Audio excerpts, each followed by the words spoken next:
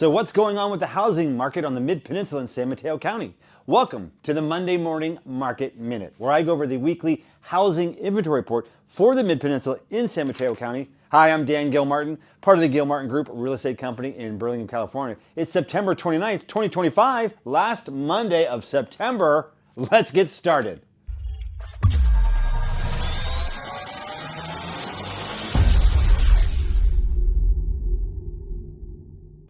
Okay, single family inventory from South San Francisco to Redwood City right now is 199. That is down from 204 of last week. Last year at this time, that number was 209. In 2023, 210. And then the 2022 number, 253. Wow, here we are at 199. We had 43 homes come on the market. Last week, that number was 51. And we had 36 go into contract. Last week, that number was 33. 36 is really a pretty healthy number, with only 199 homes on the market.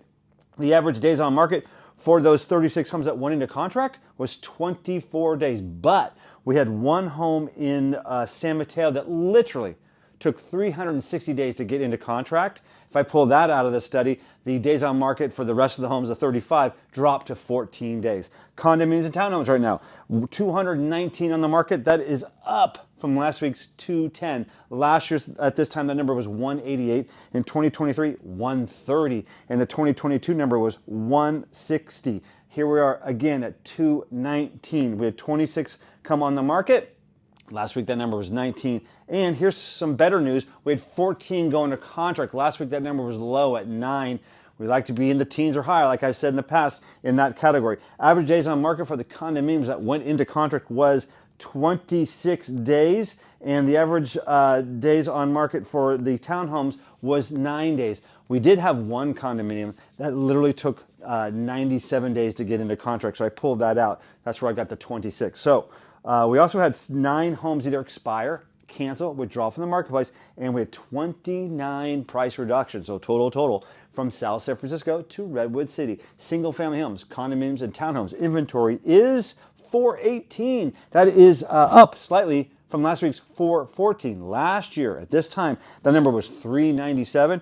In 2023, that number was 340. And the 2022 number was 413. Again, the big difference here, like I'm saying week in, week out, is that townhome condominium inventory number being so high, because with only 100 single-family homes on the market, under 200 homes on the market, that is a low inventory number. Now, what we're looking for, what we're going to be watching is, in the past, we have retested the high inventory number in October. Not every year do we retest that number, but we're going to see, are we going to have a surge of inventory coming on the market here?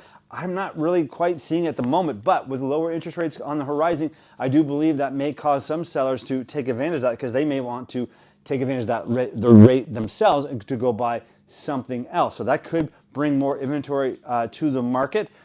So that's what we're watching. Are we going to retest our high number for the year, or is inventory now on its way to continue to contract all the way throughout the year, which I believe is more likely, which means that the first quarter of 2026 is going to be, I believe, a huge seller's market. I believe interest rates are going to ease even more by then. The inventory is going to be extremely low when we get started in 2026. So that could be a really great time to be a seller then.